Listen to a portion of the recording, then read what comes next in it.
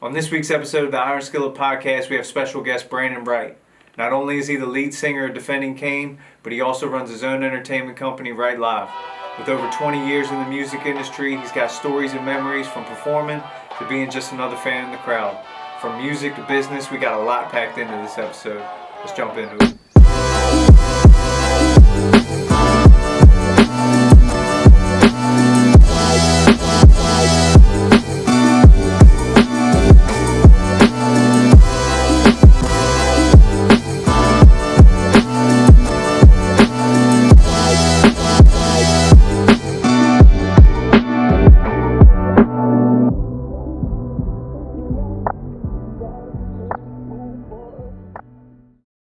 What's up, everyone? We're back with the Iron Skillet Podcast. If you guys are new to listening to us, we're a group of creatives that seek to inspire, motivate, help grow not only ourselves, but the community as well. And that's exactly what we're here to do tonight, to bring inspiration, motivation, all of that. We got a lot to talk about with our special guest, Brandon Wright of Defending Cain, and also the founding member of Wright Live, or only member of Wright Live. So CEO. Yeah, CEO. Currently, yeah.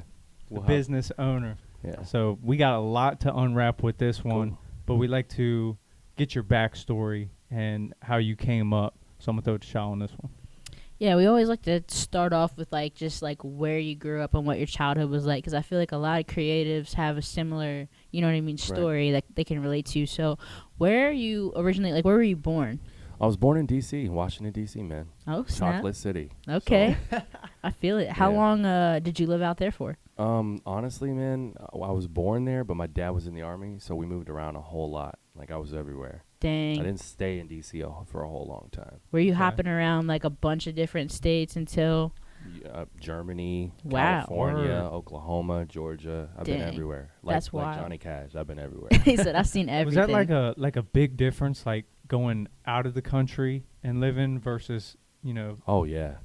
The entire dynamic in Europe is completely different than here. How old were you when you were over there? I was there from the time I was 7 till I was 10. So we got to see the fall of the Berlin Wall and all that kind of crazy historical stuff. Man. That's wild. It was nuts. It was bananas. That's why on your Facebook it says you speak German.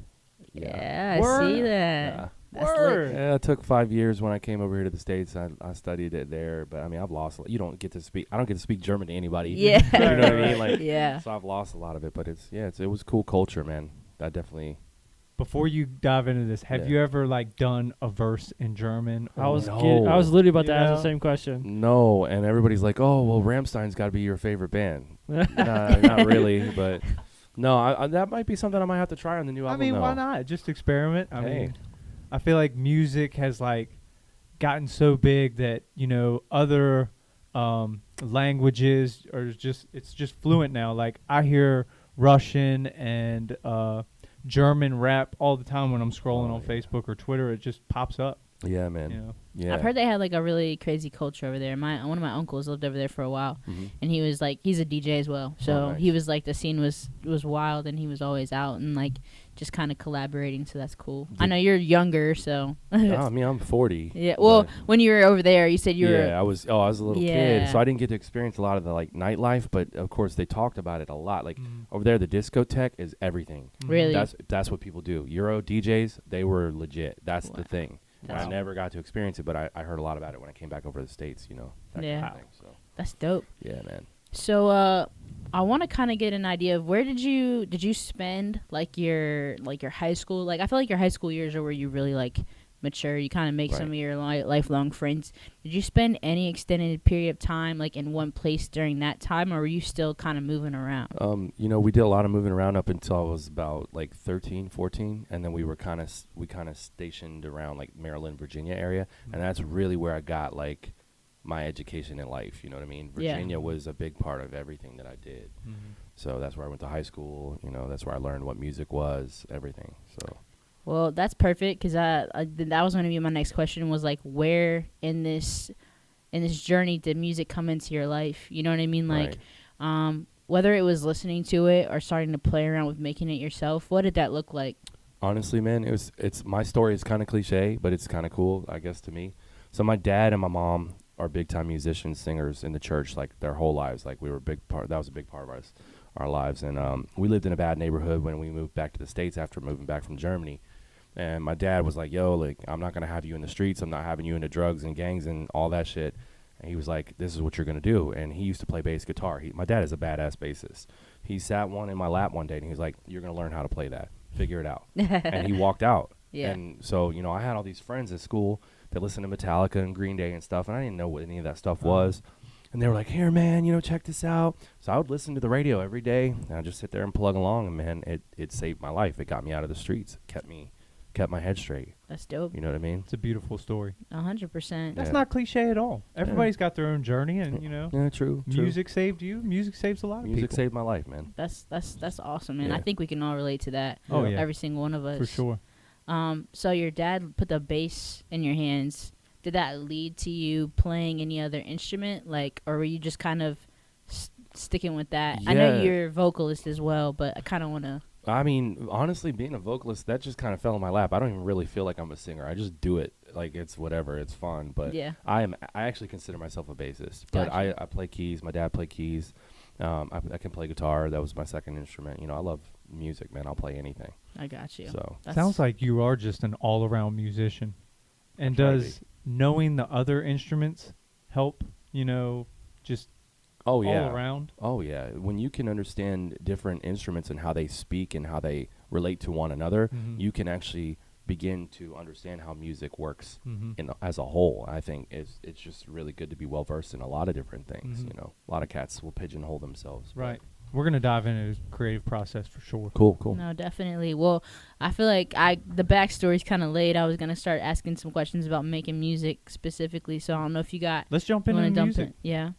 I got tons for the music. Like, this guy's history in music is just long. I started to write notes, and I was like, I don't even have enough room on the To paper write for all this. these Like, notes. we might need a part 1, 2, and 3.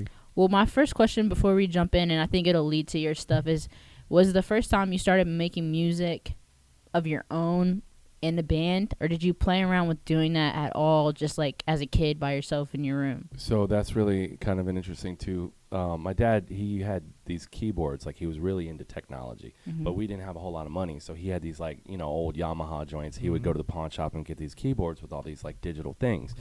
And when he would go to work, I would sit there and fool with him. You know, they had like the beat machines and you could like record beats and you could do like little loops and whatever. And I would make beats and I would try to rap, you know, because I was doing whatever kids were doing at the time. Yeah. And then I discovered the guitars and I started putting guitars to it. And then I just like started layering stuff and learning how to make my own songs. That was way before. I wasn't in a band until You're I was just like, by yourself cooking up. yeah. That's just awesome. Trying different stuff, man. I feel like that's so dope, because like that's how you know it's really in you, because no one's gonna sit down for 6 hours with no intention. Like, you know, like when you're that young and you're innocent, it's not like I'm putting this out so that I can get all these views, or I'm putting this out so that I can be popping. It's like you're just genuinely in love with the process of doing it, which I think is like something that I try to remind myself of. I'm like, I got to go back to that sometimes when I get too far out of the pocket and I'm thinking too much about what other people want to hear. So I feel like that's awesome. That's huge. Like what you said right there, that's key. You know, Yeah. it's not about views and stuff back then. You're just doing it Yeah, because for the who's love. looking? Nobody's looking. Yeah. You know? Like a lot of kids will be like, sit down and try and do it and be like fed up with it in 10 minutes. Be like, I'm going to go outside and do something else. Yeah. Yeah. Yeah. For sure. Yeah, man. So, we know you're in the rock band Defending Cain, but I feel like it's more than just a rock band. It's, you know, I dare say multi-genre. I know you guys say, you know, alternative. I looked it up. Defending Cain is a melodic, groove-driven, heavy alternative rock and metal band. And I think that, you know, I feel like that doesn't even do it justice of what you guys do, because it's bigger than that. I mean, you're rapping on these songs in some of them. Yeah. Yeah. But before we get into Defending Cain, I want a couple questions. Growing up, what were some of your musical influences before getting into the band? Like, just as you were getting into music. I mean, like I said, you know, my classmates and stuff were big into like the Green Day thing. They turned me on to DC 101 radio, so I would listen to Pearl Jam, Soundgarden, all that stuff. It was like ingrained in me. Rage Against the Machine was life. Yeah. But also on the flip side, my cousin was big into hip hop. Bone Thugs and Harmony, Redman was my favorite rapper. Still my Oh, favorite rapper. My man. mom, like you just old made, school. my mom's gonna see this and be Reggie. like, that is her favorite to the death. All time, Redman, all Reggie time. Noble. And that's that's where I took a lot of my hip hop stylings Mm-hmm. from. Like just listening to that old school stuff, man. Like that was life, So Did you ever get in any sports, or was it all music? So yeah, like when I was real little, Mhm. I did baseball for a little bit, but I had a lot of health problems when I was a lot younger, Mm-hmm. and so my parents kind of kept me out. Like my brothers both played football. I wanted to play, but Mhm. I never got a chance to do any of that cool stuff. So I think that's why I went the music route. You say cool stuff. I feel like you got into cool Yeah. stuff. I did, but I was, I had dreams of like, oh yeah, I'm gonna be a running back. I'm gonna be a Uh-huh. star. Yeah. Every brother in the hood probably has that same dream. Oh, I for mean, sure. we all at least think about it once. Yeah, you know what I you're like, mean? I'm about to ball out Yeah. one day. I'm gonna be a millionaire and buy mama a house. Yeah, exactly. What is Yeah. it? Either slang crack rock or you got a wicked jump shot. Right? Oh, that's it. Yeah. That's, Homie that's picked up the mic and the bass. There you go. Yeah, it worked, man. Yeah. So, was there any other bands before Defending Cain? Oh yeah. I mean, I've been in bands since I was like 14, Mm-hmm. 15. I used to play with my church band. I played bass guitar with them. Mhm. I did a couple bands in there. I was in a Christian rap band playing bass called Red 7 with my Word? buddies. If they get a chance to listen to this, they're gonna freak out. They're gonna be like, oh, snap. Yeah, my boys. We used to jam together, and then I joined a band called Dreaming of Eden. We toured the U.S. That's with cool. I Set to Kill and The Word Alive years ago, man. Uh-huh. Like back in the screamo days, like skinny jeans and Vans. That Yeah. was Yo, that's I can't fit that shit crazy. now, but Like I said, his Back then. musical genre is just the whole spectrum.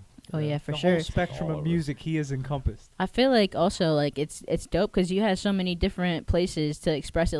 Like church, playing in church, different. That's a totally different vibe, Yeah. totally different delivery versus some of the other stuff. And to be able to like experience a little bit of that yeah. and like sprinkle it in and make something completely unique. I Yeah. feel like that's when you find people that are just like you don't see. You can't say, oh, they sound like this Right. because they're mixing a bunch of different things together. Mm-hmm. I would say I learned a majority of what I know about music theory and understanding of music structure from church. Yeah, I feel it. Yeah, so I feel it. I like to, whenever I describe music, I don't even think about structure. Like, I understand the music theory and the structure, but, like, I like music because I feel like I can do anything. Like, I don't have to rhyme. yeah. I don't have to play this exact chord. It could be, like, an off key or something. Right. And it's all about the sound, and that's what I love about it, there's- is the expression. There's rules to everything, but the rules are there are meant to break. Like They're That's merely guidelines. yeah. Yeah. That's exactly Like same it. thing with video work. Like I just see the same thing. There's all these rules to video work, but just fuck that shit. Do what you want. Right. What looks Exactly. cool. Yeah. What sounds cool. Right. Exactly. That's what I love about it. So Defending Cain, you guys dropped your first album in 2013, Elements. When did you guys come together, and how did you guys, meet? So, all right. So, Dreaming of Eden had come to an end. Mhm. We were about to sign a record deal, and we were going to do some cool stuff. And some members just didn't work out. I had a heartbreaking fallout with them. I mean, Uh-huh. we're cool now, and I love those guys. But it was a hard time for me, Of course. and I kind of fell in a slump. I became a DJ because of it. I was like, well, screw rock and roll, screw metal. I'm going DJ. I'm going to be a gangster, son. Like, I'm going to make millions DJing, traveling the Wow. world, right? Yeah. And I was all about that focus. And then Jeremy Dove, who Mhm. used to play for Stuck in Chaos, he's Yep. now our guitarist. He was jamming. He had just got out of Stuck in Chaos, and he was kind of in a slump. And he'd just gotten with these cats out in West Virginia, and they were a cover band, and he wasn't into that. So he was like, "Hey guys, let's start trying some original stuff." So he starts writing all this stuff. Well, he sends me this stuff that he had written by himself, like with a drum track and some Right. guitars. And he's like, "Bro, like I know you're not doing anything, but try this." And I threw some vocals on it, and I sent it to him, and he let the guys hear it, and they were like, "Yo, we need to get him out here to try out." Uh-huh. But I lived in Manassas. They were in West Virginia. Word. It's like hour and 15 Mhm. drive. I went twice a week. I would drive Dedication. for practice. Mhm. And they signed me up. I was in. They kicked out the other guy, and the rest is history. And then the rest were the same members? And Yeah, all the same guys. LG Thompson, our bass player, he's left about a year or two ago, Mhm. and we got JB Tanner on Okay. bass. But we've all been a tight family ever. Man, ever that's since. awesome. That's Yeah. beautiful. That's awesome that you guys stuck together for that long. I think that's crazy that you know, when the one band broke up, you picked up DJing, and now you're still utilizing that, you know, from the business aspect. Right. Was that like the first time you started DJing and diving into that side of music? To be honest with you, man, like, so I think one of my, like, I don't know if it's like a love language or a gift, something about me, I enjoy watching people have fun. Nice. That's weird. Like, it's that weird. goes hand in hand with DJing then. So when I got the DJ thing, I was like, yo, I can watch these people have a good time and really dive into music repertoire, and it just kind of like was a natural fit. But then when I realized, yo, I can get paid to be in a bar for 4 hours, drink my ass off, and watch hot girls dance. Okay, Yeah. pay me. No-brainer. Yeah. And so I made a business out of it, and it's done me well ever since. I can't complain about it at That's all. awesome. Yeah. You know what I You mean? definitely have a good reputation. I Yeah. appreciate that. Oh, yeah. I do appreciate it. Not in every place, but some. Yeah.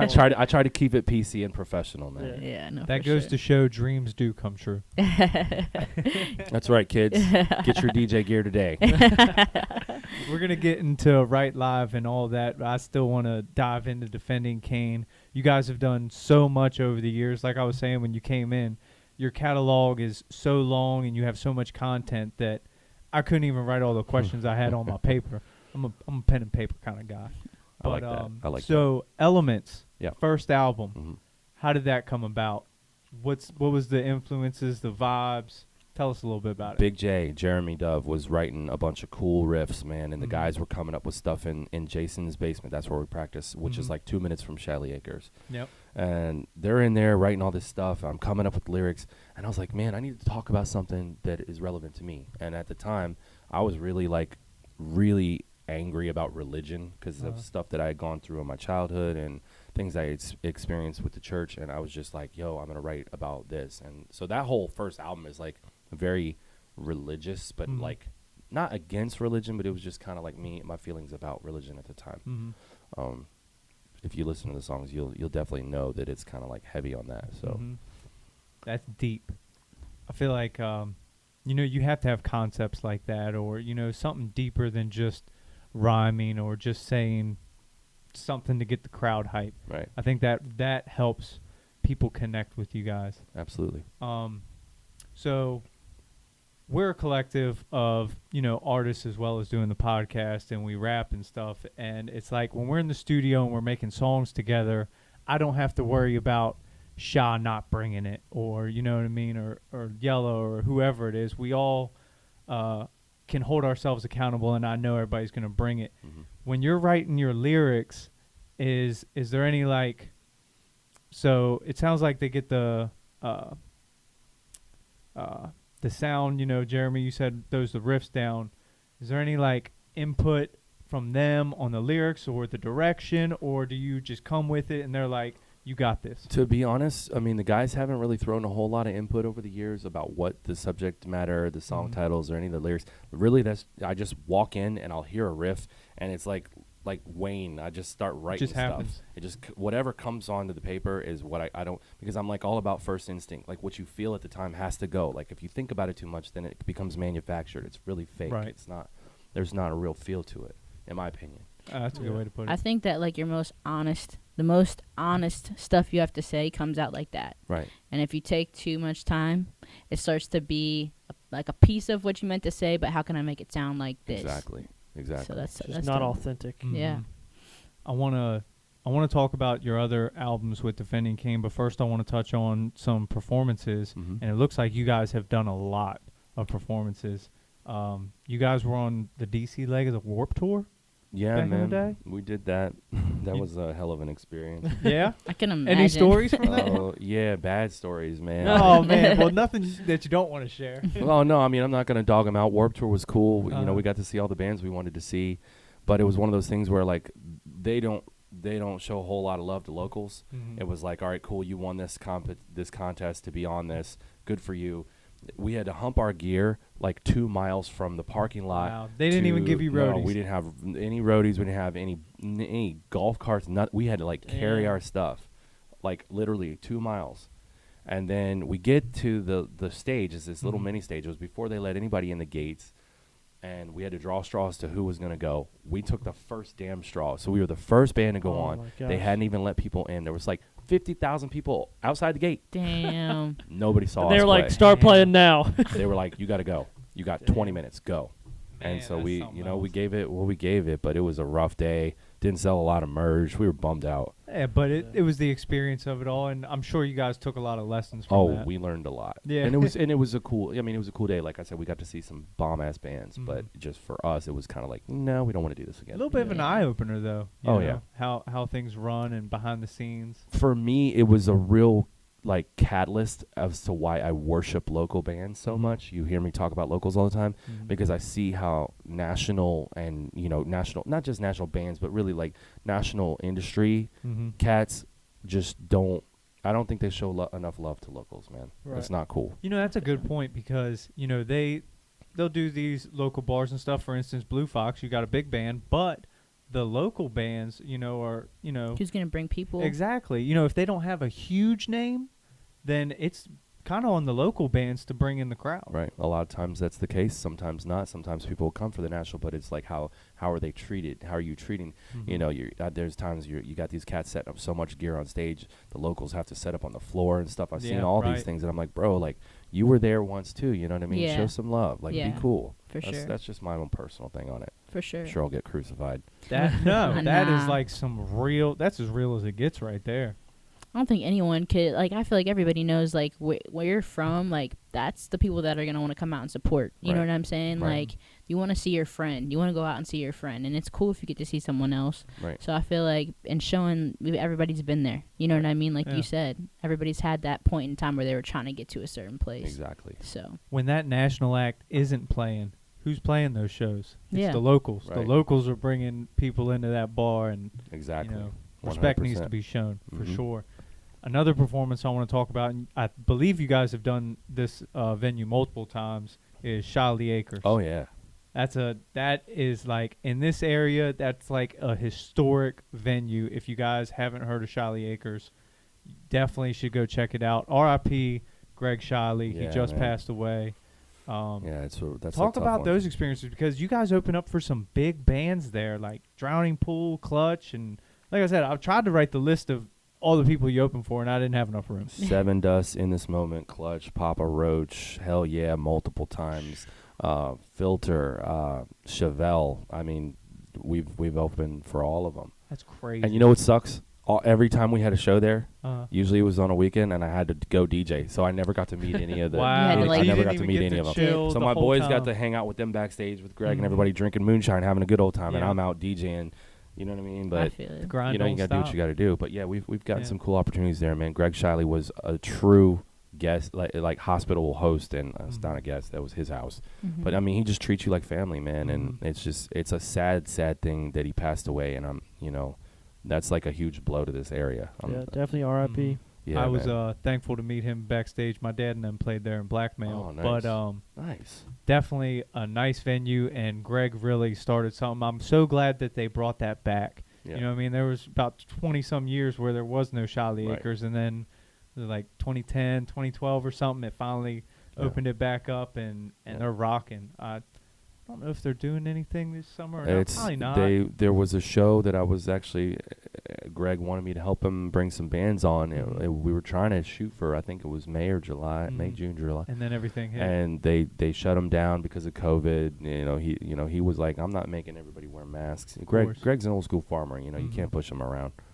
And then he passed. So I really don't know what the face of Shiley is going to be over the next couple Mhm. months or years, man. It's kind of a scary and sad thing because Of it's course. such an amazing place. Of course. You know. I would assume that, the tradition that he started gets carried on. That's what I would assume. I pray that Yeah, we you're could all correct. hope.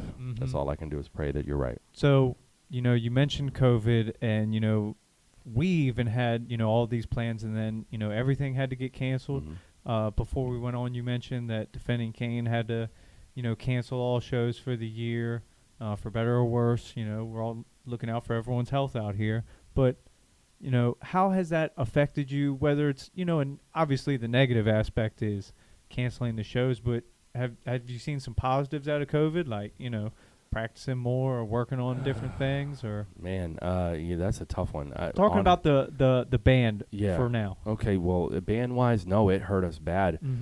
Because my guys are real conservative when it comes to germs and things. Yeah. Especially, Okay. our drummer, he's like, he's real careful about that kind of stuff. And JB works for does big work for a college, and he can't be sick. So we didn't practice until our first practice was like a month ago. So from March 17th or whenever St. Patrick's Day was, we didn't do anything. Man, it sucked. It was really, really rough. Does sound rough. But still a good thing. I mean, everybody's staying safe and healthy. Staying safe, staying healthy, just trying to keep our heads right. We would do like our little Zoom meetings with each other, and we would goof off and talk about what we want to do. We did get together to do the Slaves to the System thing, me and Jeremy, but like we didn't as a band do anything.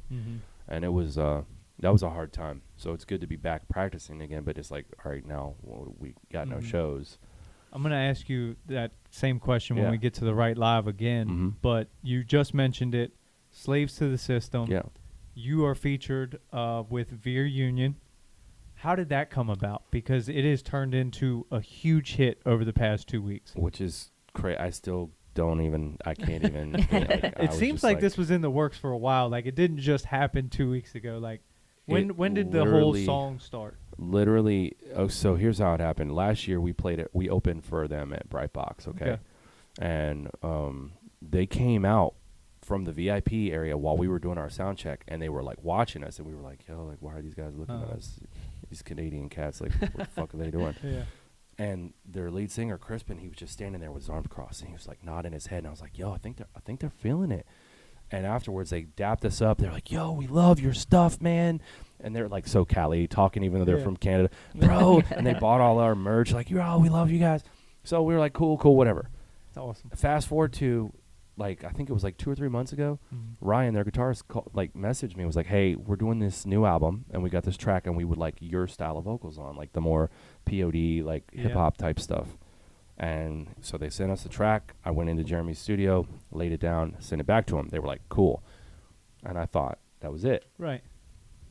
And they were like, well, our management team wasn't, we're not sure if we can use your vocals. We got some other guys that are nationals that were actually picked to do it. And I was like, well, F. Yeah. What I do all that for? Yeah. And I was disappointed at first, but then they hit me back a couple weeks later. Yo, we're going to use you. Can you fly up here to do a music video?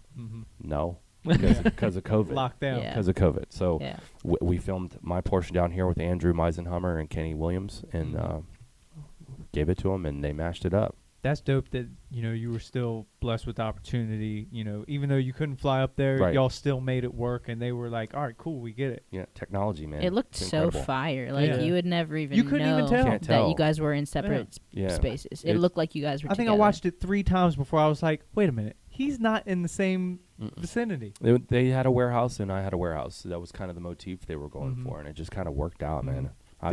Did they give you that like update, or did you get to see anything, or did they like tell you, hey, this is the direction? They were very specific.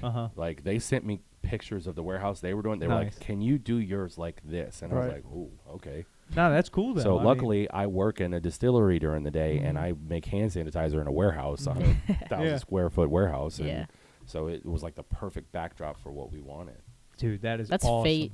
Right. It was like somebody rolled the dice, and the universe was like, there you go. Yeah. Just do it. Yeah. So if you guys haven't already checked it out, Veer Union featuring Brandon Wright of Defending Cain, Slaves to the System.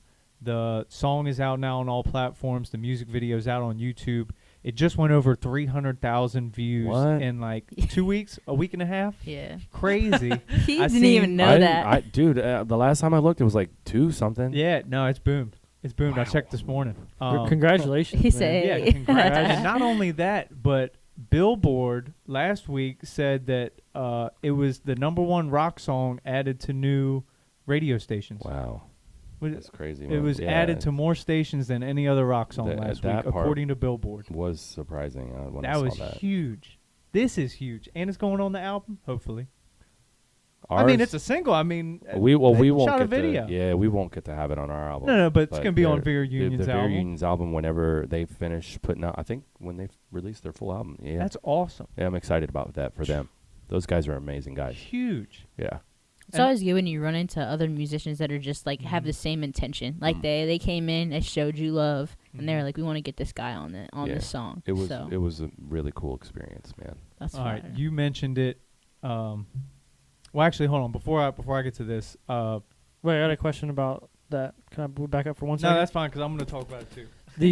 So did you write the lyrics for that song, or did they? So they had written the chorus and recorded the chorus. They sent it to me and were like, listen to it, and we want you to knock the verses out and do some fillers in the chorus. They gave me free reign. Awesome. So I just wrote whatever came to my head, Awesome. literally. That's cool. But having that chorus to bounce off of was really key Right, for me. yeah, 'cause yeah. It was just it's so powerful, Mhm. Yeah. what he's saying in there. Last week when I seen you, you mentioned how you put featuring Defending Cain instead of just Brandon Wright. That's Because right. you were the only member of Defending Cain on that. Why don't you tell everybody about that? Because I think that's a dope story. Well, man, like honestly, so they came to me and they were like, "Listen, we can only do one or the other on the listing for the video and the music, the song." And they were like, "So do you want your name featuring Brandon Wright or do you want Defending Cain?" I'm like, "Nah, dude. Like, yeah, it's me in there, but this is about putting my band out there. Right. Like, my band is me. I am my band. We are one. Like, we're a unit, and I want them to get some recognition. You know what I mean? And I want us to make an impact. Mhm. So that's what that was about. There was no question in my head. Mm-hmm. That's a team player. Yep. 100%. Just think about it, like 300,000 views, all these new people seeing Defending Cain, the name, and then like, oh man, they're pretty cool. I'm gonna go check them out. Like, Yeah, it's genius. it's been a cool thing, and like our Spotify views went from like 300 Mhm. to 40,000. That's Yo, insane. It's nuts. You can't pay for that kind of promo. No bots, nothing. We were Yeah. just we That's awesome. we were looking at it yesterday and at practice. We were like, what the fuck? What happened here? Yo, You see a that spike. check coming. That's That's dope. awesome. Yeah, that's great. That's a really cool thing. So, you mentioned the influence of P.O.D. Yeah. and I definitely hear Sonny when I hear your music. And I love P.O.D. That's like one of my favorite Love 'em. rock bands of all time. Yeah. I want you to talk about the time when you guys opened for P.O.D. at Brightbox, or not Brightbox. Blue I'm Fox, sorry, Blue yeah, Fox, yeah. and tell us about that experience. Well, first of all, it was surreal. I still can't believe it actually happened. Just that we were there with Uh-huh. them. I've seen P.O.D. play about 20 times. Mhm. You know what I mean? But I grew up listening to those guys. Like, that was that street/metal post-hardcore influence. Like, people don't know, when they first came out, they were hardcore. Yeah. And then they kind of, did more popular stuff. But Mhm. so they were there, man. It was packed house, sold out. I was nervous because I'm like, man, we got to open for, like, basically my favorite band of all time. And shoo, like, Yeah. you just do it, man. And we did. And so I was drinking a lot that night, which I shouldn't have been. I kind of regret it. And in hindsight, it's always 2020. Of course. But my buddy Hunter Mundy, dude, he runs up to me through the crowd. Bro, come here. Sonny's about to call you up on stage. What? Why would he do that? That's weird. Sonny? He's like, yo, are you ready? Do you know Southtown? You got Southtown. I was like, I'm freaking out. I'm like, oh, man, I got to remember the words. And Sonny, sure enough, they start playing it. And they do the intro for 5 minutes. Uh-huh. And he's just like talking to the crowd. And this is the smallest venue we've done in a while. But you guys are showing us more love than anybody. And right now, I just want to bring up to the stage my man right here, Brandon. And I'm like, my heart jumped out of my chest, man. It was the most crazy experience ever, and we rocked that thing out, and it was just awesome. Like, best moment of my life. Bar Dude, none. Oh, I yeah. remember seeing videos and I'm like, man, I wanted tickets so bad. I tried to get them like a couple days before they were sold out, and like, that's one of my favorite bands, too. Dude. It blows my mind that they're considered Christian rock because Yeah. they are so hard. Yeah, but I mean, they've always kept to their Christian roots. content. Sonny is a God-fearing man, and I Mhm. know that. And that's one thing that I admire about him. I'm not very religious anymore myself, but I respect what he believes, and I respect how he believes it. Mhm. He's not one of those Christian guys that's always pushing it off. He keeps it 100, Mhm. and that's really special. So, mad love for that. Definitely. One other thing I want to talk to Mhm. you about before we get into the business and Write Live is how you develop your sound vocally. Did it come natural or did you have to find it? I mean, I definitely think I had to find it because, like I said, growing up, I liked to sing, but I was never a singer. I still don't consider myself a singer. I just Kind of like melodies. Yeah, melodies and stuff. Like I listened to my parents in church all growing up, so it was kind of in me, but I didn't know how to translate that and make it my own. So I can admit that I'm a bit of an emulator. I like to listen to like Chino from the Deftones, LaJohn Witherspoon from Seven Dust, Sonny, and I just those sounds just stick in my head, and I just kind of blended how I felt growing up and made that. I guess it works. I don't know. Oh, I think it's working pretty well. Yeah, it's working pretty well. Yeah. I'd say you're getting some nods from a lot of big people, and it's continuing. It's not like just it's stopping. weird. It's like I said, I don't consider myself a vocalist, man. If I was playing bass, I'd be like, cool, let's do this. Yeah. I think just music in general, you having to do with the music scene in this area, you were like, if there were legends, like I think you would be up there. Like, I mean, I guess legends is like a big word, and that's a lot to live up to. But like, you're a face of music around here because, like you said, you DJ. You're the front man of Defending Cain.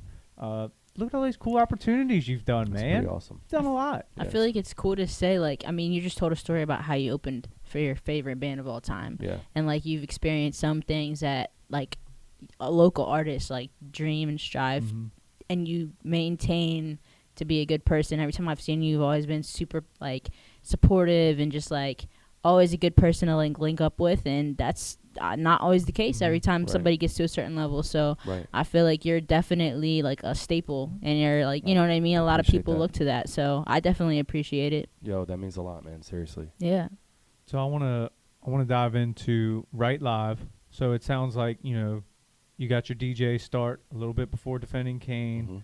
And what is that when right around the time Right Live started, or is Right Live a little bit more recent? So Right Live actually like officially became a thing last May. Really? And I was, struggling and fighting back with myself to start it a lot sooner, but I was apprehensive, and it just finally, with the help of some really cool friends who really pushed me, like, this is what you need to do, just do it. And I took the leap. So yeah, it's still a very young business. Right.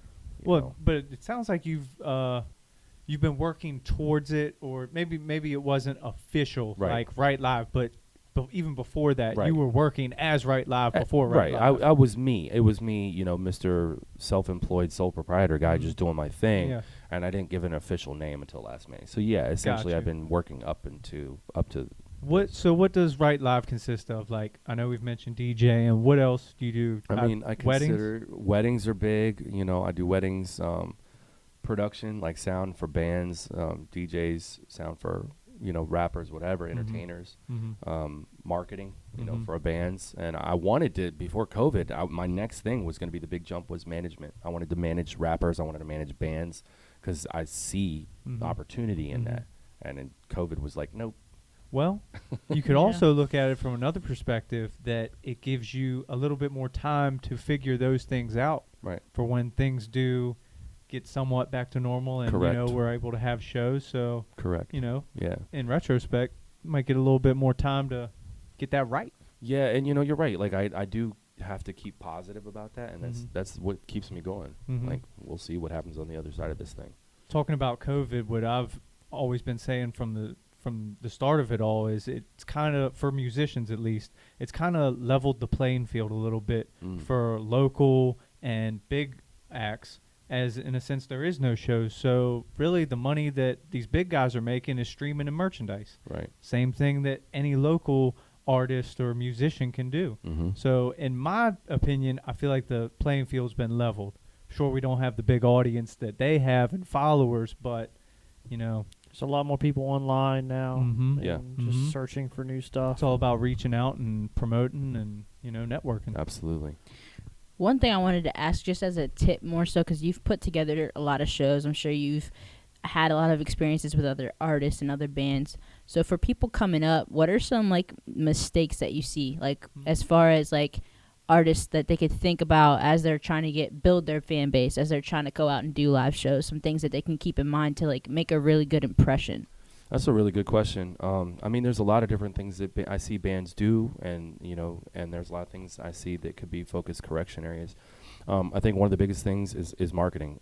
People don't know how to sell themselves, and they don't really realize that your band, your rap, persona, you're a product. Mm-hmm. You are a brand, so you have to sell yourself every single day, whether that be social media, whether that be merch. Merch is a huge thing that people miss out on. I think the number one thing that bands miss out on is they're like, oh, well, we just want to play shows and be good. No, sell your product. Have shirts, have lighters, have thongs. Who cares? Yeah. Sell something, because that becomes who you are. People remember that, and it sticks in their mind. I would say marketing is definitely the biggest thing. I feel like everybody too. Like I've gone up at a show. If I feel like the artist gave me a great experience, I'm buying something just off the strength of that. Right. Because I'm like, yo, they put on a show. Exactly. I'm trying to go show some love. But you wouldn't believe how many times I've seen, and I hate even saying this because I love and respect everybody, but you see some kind of lesser good bands or some shitty bands, but they market themselves so well, and they're doing great. They're killing it. And I respect that. No, you're I right. respect the hustle. Yeah. Some good advice, people. Take some notes. What did he say? Last thing I want to say about COVID. Yeah, we're tired of hearing about it. I know. I'm sorry. It's just like it's like a topic at the moment, and I mean, I like to hear the effects. Like how is it affecting Right Live? Like I know you're still DJing and you got Maskoki, which is kind of funny but cool. Yeah, I coined that phrase, and I should definitely copyright it. I'm thinking about doing it. Trademarking. If somebody steal that shit, I'm gonna see you. But no, I mean I'm gonna be honest, man. From about April until I'd say like June. Well, not that long. Maybe April to like late May. I was in a slump. I was like, man, my business is on ice. I can't do anything. This sucks. And luckily, I was fortunate enough to find that distillery job, and I was making some money to survive. Now I'm able to get back into karaoke, whatever, and we're doing weddings, so I'm back in the green. I'm doing okay. Yeah. But there was a time there I was like, man, I don't know. I might have to open up something else. Right. The reason why I keep asking these how it's affecting you is because it's interesting to see how people adapt with the changes, and how you're gonna go about it until things do get back to normal, and you can just start doing gigs again and whatnot. And I think that's dope. You had to find a day job, and people got to do what you got to do to survive. Had to do it, man. Ain't nothing wrong with that. Roll up your sleeves and get to work. We literally work our day jobs and then come in here and work some more. We love the hustle. And we see you are a man of the hustle. I am. And I love what you guys are doing, man. Hey, and I wish you the most success, seriously. Appreciate that. Yeah, we like to bring everybody on, and, we like to give people a platform to share their stories. And, hell, it inspires us and, motivates us. And you've been dropping gems this whole time. So, Definitely. I'm over here taking notes, actually. I'm not taking notes. I'm going to listen to it again at the end of this. Y'all got any more questions before I dive into some fun stuff? Nah, I got you. You hit on everything. Trav? All right, let her rip. All right, so check it out. Chip. Okay. This is going to be cool. So we got some fan questions. Okay. Questions from the fans specifically for you. And we're going to jump into it. It's just going to go, whatever you think of off the top of your head, just go with it. Okay, cool. First tattoo. First tattoo was the Trinity symbol on my shoulder. Okay. That I now have covered up. Oh, why'd you get covered up? Because I got it done at some dude's house in Florida that was my friend's uncle or some shit, and it was really bad. It sounds like yesterday. Oh, it was horrible. We were getting drunk, and he was like, "Hey, I can tattoo really good," and I was like, "Sure." Well, how much you want? Free? Oh, gosh. It looks free. Right there, off rip. Nope. Free? Free, Nope. no. It was It's bad. funny. I said that because literally yesterday we had a tattoo artist, Shator's uncle, in Yeah. here yesterday getting us all tatted. Nice. Yeah, Which is had funny. like an 8 But he- hour. yeah. What? Yeah, it was like 8 or 9 hour Yeah. tattoo session with all of us. That's It was dope, Yeah. man. Fun fact, my first tattoo was in a trap house done with a tattoo gun made out of a PS2. Oh my god. I should have said no once he Yeah, pulled that what bitch the out. heck were you thinking? I was like, man, I'm about to get a tattoo. Actually, I'll take that back. That wasn't my first tattoo. But anyways, this ain't about me. All right. All right, here's another one. What did you want to be growing up as a kid? To be honest, man, when I was real little, I always wanted to be a doctor. Really? Yeah, I wanted to save lives. That's awesome. Yeah, man. Well, in a sense, you are saving lives out here. Music saved your life. Music saved your life, and who You knows the impact you're having on other people. You never know, man. That's awesome. You never know. We kind of touched on this one already, so I kind of already know what he's going to say. But what was the most memorable performance that you were a part of? I mean, other than with Sonny and them, man, like anytime we were at Shiley Acres, we've had so many. I can't even pinpoint one, honestly, dude. Just we've had some cool experiences. The Sunny one, I feel like just Sonny probably tops it. That's crazy. That's Especially it. being on stage with him and Bro. everything. Yeah, like, man. It was nerve wracking. I couldn't have. I would have passed out. and crazy thing. So we were supposed to have 2 microphones, but the sound guy couldn't get up there because it was so crowded. So he was like, "Bro, we're just gonna do it." And he handed me the mic, and I would hand it back to him, and he would hand it to me on the chorus, and I would hand it to him. It was freaking God. crazy. wow. Awesome. The Yeah. energy was Dude, real. it was live, man. That's wild. Dude. That's the type of insane. shit that would like literally go viral right now. Yeah. Like people see that. Right. Oh my that gosh. taped from the crowd. They're like viral. Yeah. Right? That right there is inspiration in itself. What's the most memorable show that you have attended or seen? Other than any time I've seen, okay, so I saw P.O.D. one time in D.C. with Head PE and Project 86, and it was right when they had just come out with Fundamental Elements of Southtown.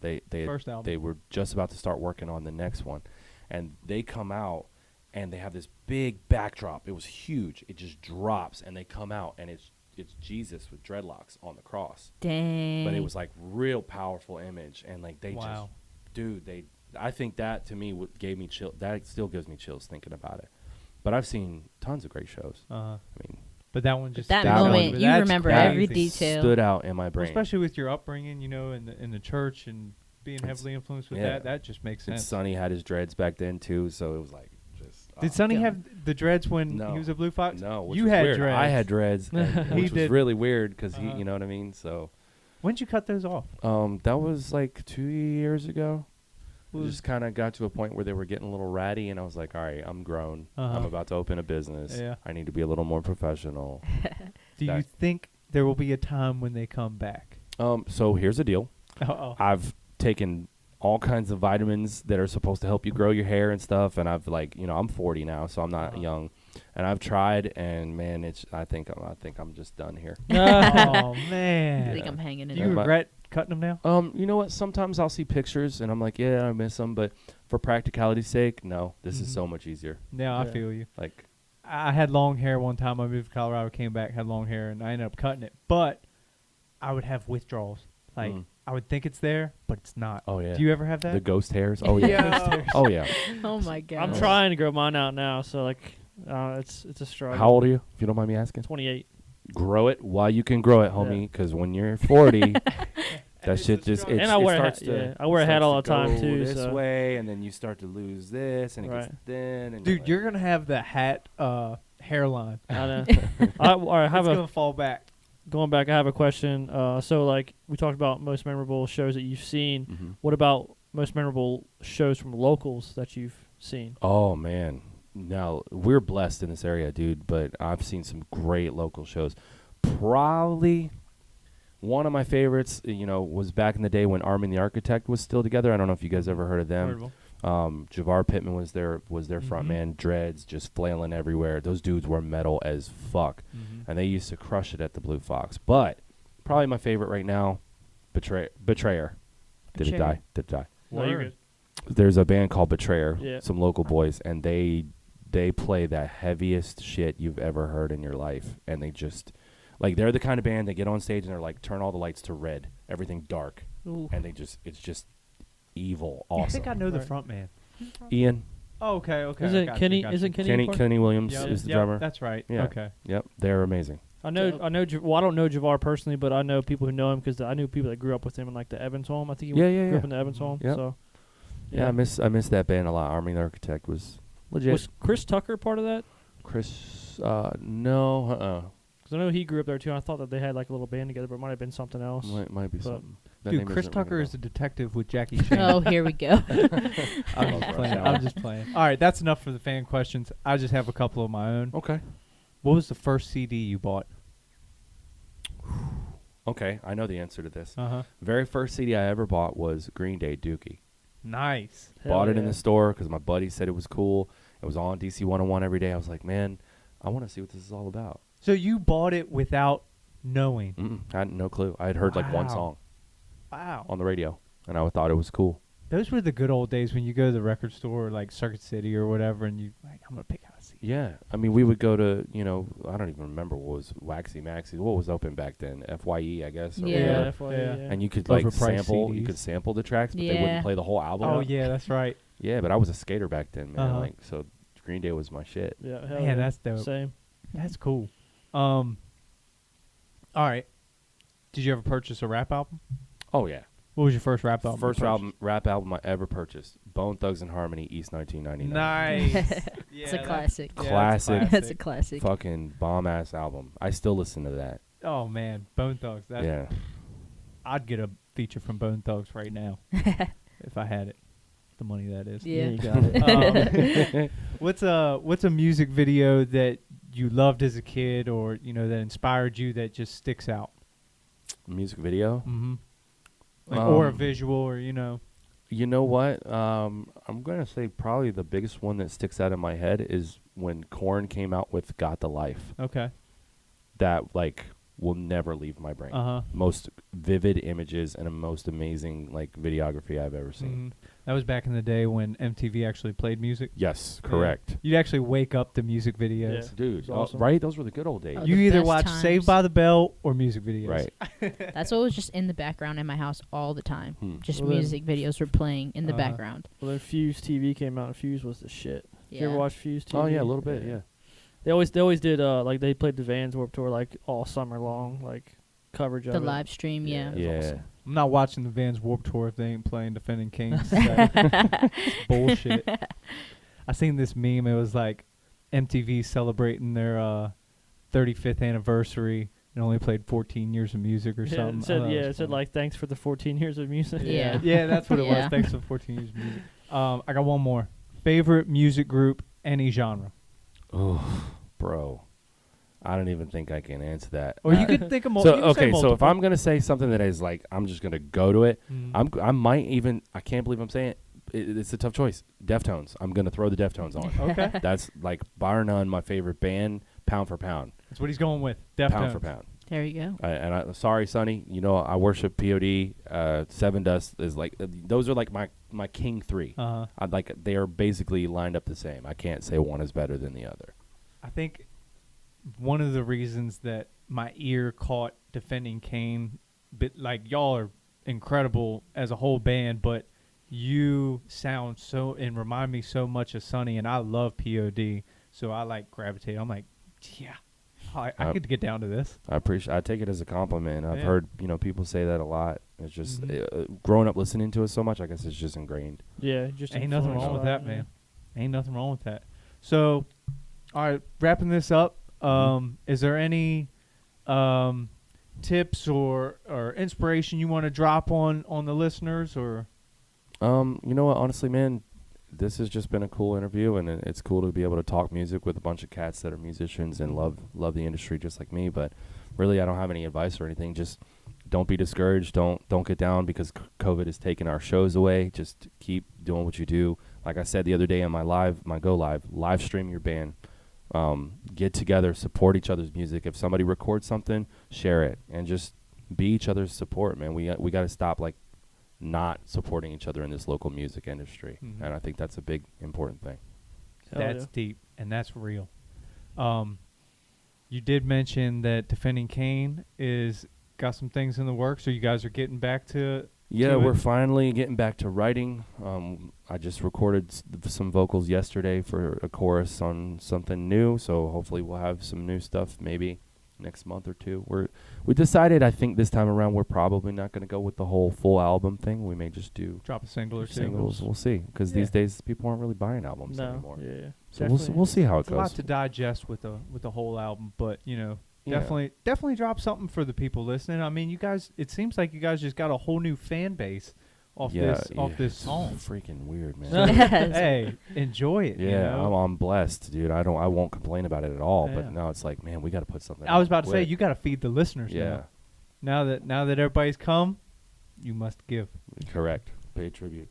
So, Slaves to the System, Veer Union, featuring Brandon Wright of Defending Cain is out now. All platforms, music videos on YouTube. It's booming. If you haven't seen it, definitely go check that out. Thank you. And definitely go check out Defending Cain. Their Spotify is booming, but regardless of that, their music is great. It's incredible. If you haven't checked it out, you like that heavy alternative rock, definitely give them a listen. Right Lives out here. You work in Blue Fox, O'Connell's, a couple grannies. Bad Habits soon, hopefully, and yeah, I'm just trying to be everywhere, man. Weddings. I was about to say, if you need a DJ for the wedding, book my man Right Quinceañeras. Live. I would do those too. I haven't done one yet, but I'll do it. A Yeah. bar mitzvah, whatever. I'm not Yeah. against anything. Any type of party, but Yeah. social distancing, masks. Right. We just got to be safe out here That's right. until it opens back up. But wrapping this up, Store Lane, Humble Savage, T Clem TV on the boards. I'm Bullwhip. Special guest Brandon Wright, Defending Cain, Iron Skillet Podcast. Whoa. We out.